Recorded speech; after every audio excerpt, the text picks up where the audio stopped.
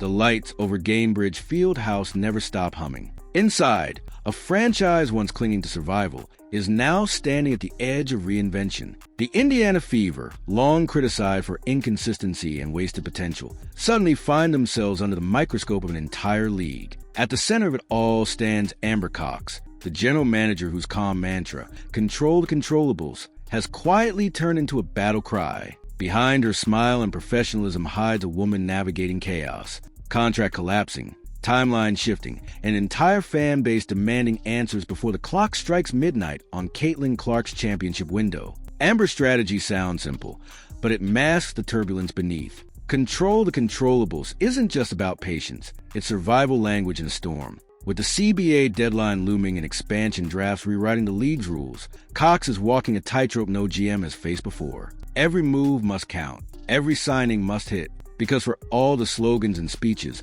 one truth rings loudest: the Caitlin Clark era is fragile. If this rebuild fails, the Fever won't just lose games, they'll lose the brightest star women's basketball has seen in decades. Inside those war room meetings, there's tension you could slice with a knife. Scouts shuffle papers, analysts whisper cap figures, and the words long-term control echo like a warning siren. Cox knows what's at stake: Caitlin's patience, Aaliyah Boston's loyalty, the city's faith. The Fever's future doesn't hinge on slogans. It hinges on execution. Control the controllables may sound steady, but beneath it beats the pulse of desperation. Because in the WNBA, patience runs out fast, and second chances rarely come twice. But there's something different about this new approach. It isn't blind optimism, it's calculated defiance. Amber Cox isn't waiting for luck to save her team. She's rebuilding the system itself. Her first move? Reshaping how the Fever even find players. After years of being outmaneuvered by franchises like Las Vegas and New York,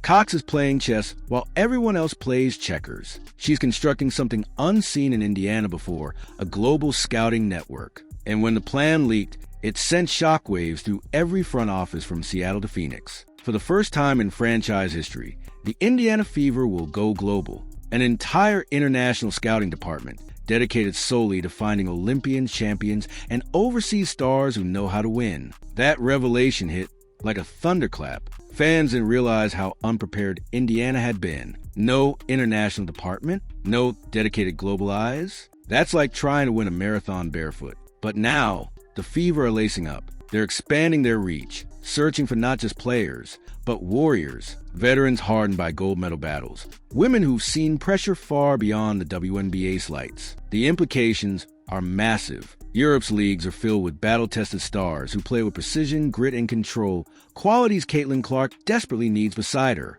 These aren't unknowns. These are names whispered in Olympic tunnels and fiber corridors. Players who bring trophies and fan bases with them. Imagine one signing, igniting new ticket sales across continents. Cox understands that winning isn't just about basketball, it's business, and business needs momentum. If she can fuse international pedigree with homegrown firepower, Indiana stops being a small market story. It becomes an international brand. And that's exactly what Caitlin Clark represents: global magnetism.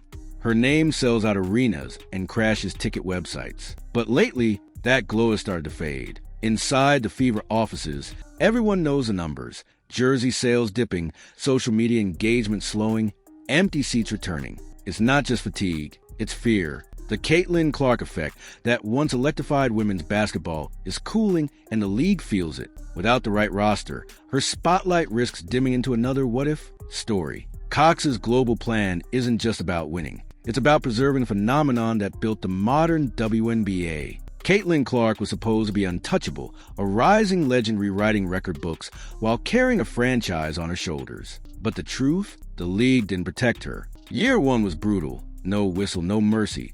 Just targeted fouls and cold shoulders. Year two brought confusion as head coach Stephanie White took the ball out of her hands. Fans screamed online, "Why take the world's best passer and hide her?" Every misstep, every bad call, every late game collapse carved away at her myth. The Fever's fan base could feel it slipping one highlight at a time. And that's why 2026 isn't just another season. It's redemption or ruin. The Fever know they can't rely on hype anymore. They need hardware, championships, legacy. Because in sports, legacy is oxygen. And right now, Caitlin's is running thin. The same fans who once worship her now question whether she can survive the system built around her. Amber Cox's job isn't just to build a team, it's to resurrect belief. To convince the world that the Caitlin Clark effect wasn't a trend, but the beginning of something historic. The pressure has never been heavier, yet hovering over everything is a ticking bomb, the new collective bargaining agreement. Halloween, CBA deadline day,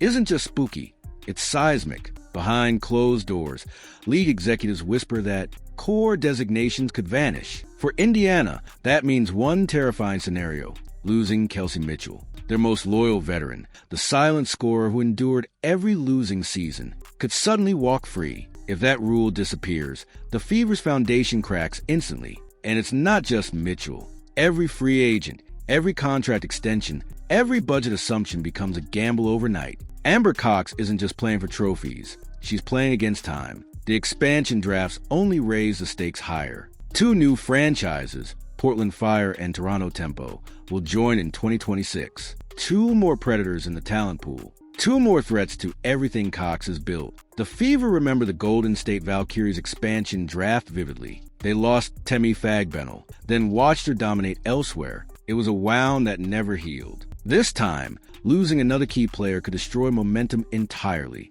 The Fever must protect Clark, Boston, and whoever else they can, but you can't protect everyone. Somewhere, heartbreak is inevitable. Somewhere, another name will be stolen. But amid the panic, one name glows brighter than all: Kelsey Mitchell. She's the bridge between past suffering and future hope. Her loyalty through years of mediocrity turned her into Indiana's heartbeat. Yet that same loyalty could be tested if the rules change. With Supermax deals vanishing, Mitchell could easily jump to Las Vegas or New York. Super teams built to win now. Amber Cox knows that keeping her is non-negotiable. Lose Mitchell and you lose leadership. Lose leadership, and Caitlin Clark's magic fades faster. Every negotiation, every text, every meeting, it all revolves around one woman's decision. Cox has already made it clear. Kelsey Mitchell is priority number one. But words don't win free agency. Offers do. Can Indiana afford her while chasing global stars? Can they pay their cornerstone and still have room for veterans and rookies? These aren't hypotheticals. These are decisions being made in real time behind locked office doors. And yet,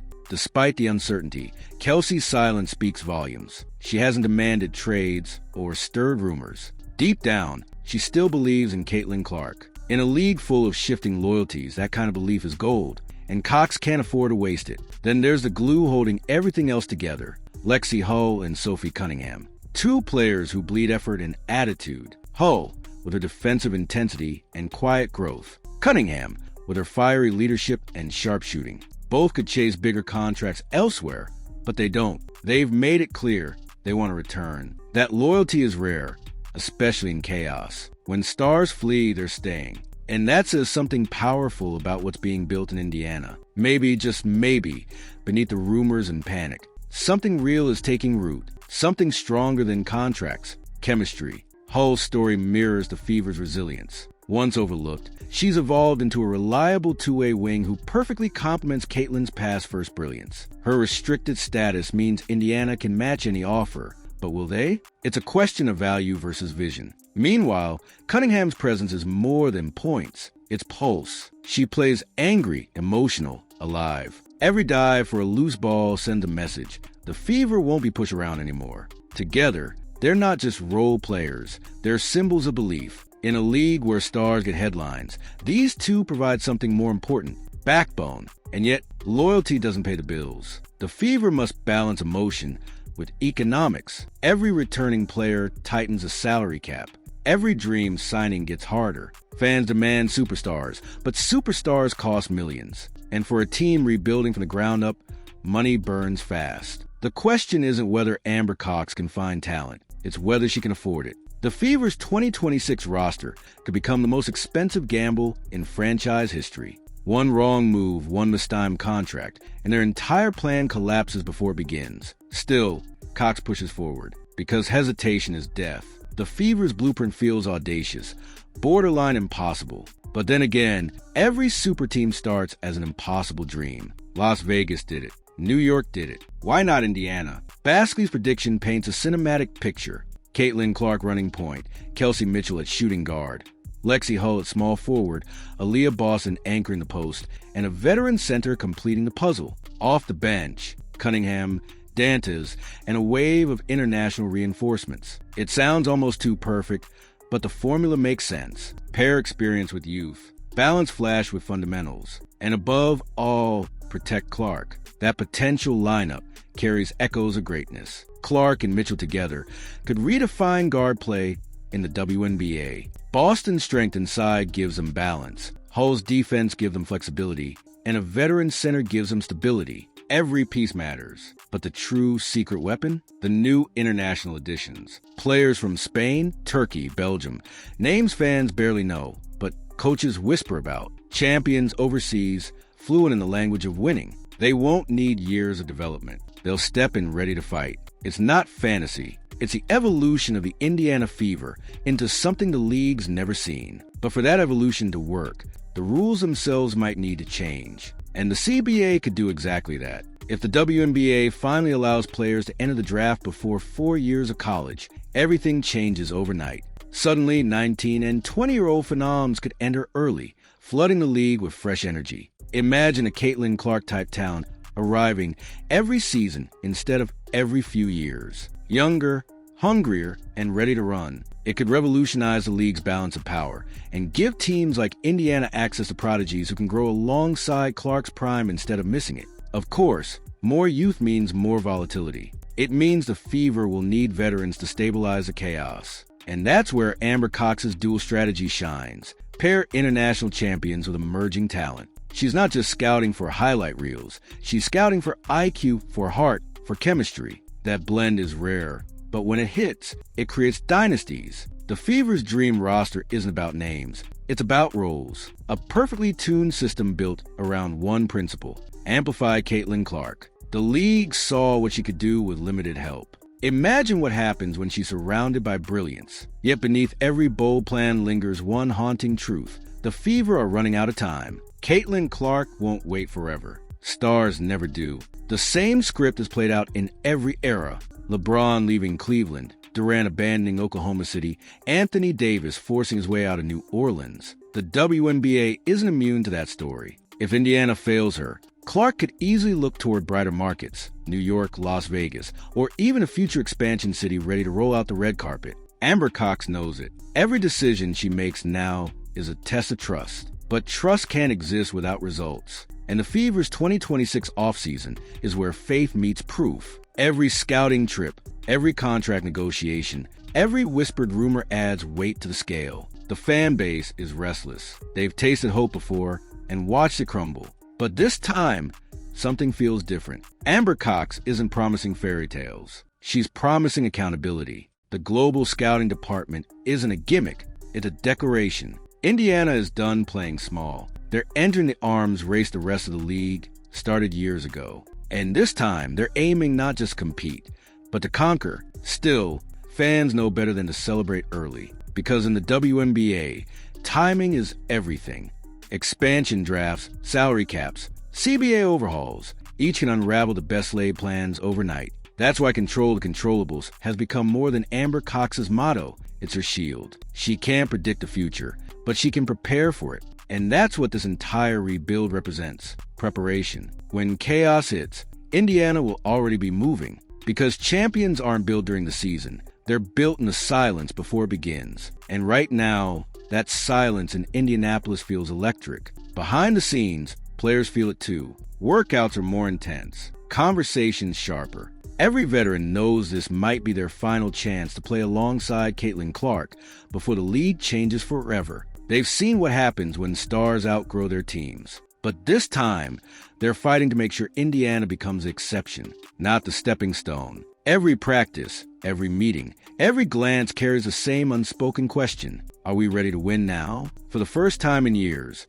the answer might actually be yes. But belief must turn into execution, and fast. As free agency approaches, the tension will only climb. Rumors already swirl about which overseas stars Cox is courting. Names like Emma Meesseman, Astou, and Maria Condé hover in the background. Proven winners, each capable of transforming the Fever's culture overnight. But signing them won't be easy. Competing teams smell blood. Everyone wants to play with Clark, But not everyone believes in Indiana yet. Amber Cox must sell not just a vision, but a destiny. The promise that this franchise, once mocked for mediocrity, is finally becoming something terrifying, organized, ambitious, and unstoppable. If everything falls into place, Mitchell re-signed, Hull retained, Cunningham renewed, and 2 international champions added, Baskley's bold prediction might come true. A top 3 seed, a legitimate championship contender. That's not hyperbole. That's a blueprint. With Clark's passing, Boston's post-dominance, and Mitchell's scoring punch,